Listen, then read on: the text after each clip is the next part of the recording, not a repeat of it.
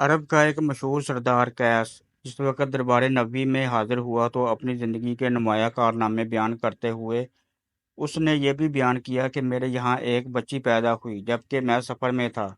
میری بیوی نے خوف کی وجہ سے اپنی بہن کے یہاں پرورش کے لیے بھیج دیا۔ جب میں واپس آیا تو مجھ سے کہہ دیا کہ ایک مرا ہوا بچہ پیدا ہوا تھا۔ زمانہ گزرتا گیا، لڑکی پرورش پاتی رہی اور پتہ ہی نہیں چلا۔ ایک دن جب کہ میں گھر سے باہر گیا تھا وہ لڑکی اپنی ماں سے ملنے آئی۔ اتفاقاً اس کی موجودگی میں بھی گھر واپس آ گیا۔ جیسے میں نے ایک مہذب لڑکی دیکھی تو اپنی بیوی سے دریافت کیا یہ کس کی بچی ہے۔ میرے اس سوال سے اگرچہ بیوی گھبرا گئی لیکن میری نگاہوں سے خیال کیا کہ خون کے رشتے نے مجھ پر اثر کیا اور اس سے محبت کروں گا۔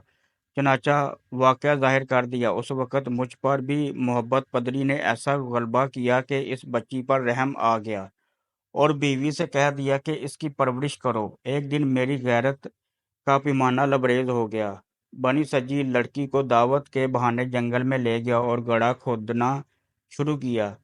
جب میں گڑھا کھود رہا تھا تو میرے کپڑوں پر اچھل کر منی پڑتی تو وہ فوراً محبت میں اس کو برداشت نہ کرتے ہوئے اپنے دونوں ننھے منھے ہاتھوں سے میرے کپڑوں کو جاڑتی، اور میری قلبی شقاوت کا یہ عالم تھا کہ اس کا مجھ پر کوئی اثر نہ ہوا۔ گڑھے میں بچی کو کھڑا کر کے اس پر مٹی ڈالنی شروع کر دی۔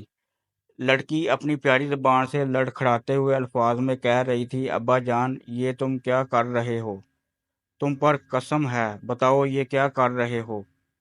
کیا مجھ کو تنہا چھوڑ کر جاؤ گے؟ اس کی درد بڑی آواز سے زمین شک ہو جاتی، فولاد پانی ہو جاتا، پہاڑ پھٹ جاتا۔ انسان دل کا تو کہنا ہی کیا تھا، مگر میں دیوانہ وار اپنے کام میں مشغول تھا۔ اس کو زندہ دبایا اور چلا، مگر اس کے بعد معلوم ہوا کہ دل کے اس معصوم ٹکڑے کی فریاد نے ایسا زخم کر دیا تھا جو آج تک نہ بھرا۔ اس کی یاد اب بھی نمک پاشی کرتی رہتی ہے۔ سردار دو عالم رحمت مجسم جناب محمد رسول صلی اللہ علیہ وآلہ وسلم نے جب اس کی زبانی اس کی شہدر معصوم مظلوم بچی کی یہ درد بھری کہانی سنی تو دل بھر آیا، آنکھیں پر نم ہوگی اور زبان مبارک پر یہ الفاظ جاری ہو گئے، واللہ یہ بڑی سخت دلی ہے، جو رحم نہ کرے اس پر رحم نہ کیا جائے گا۔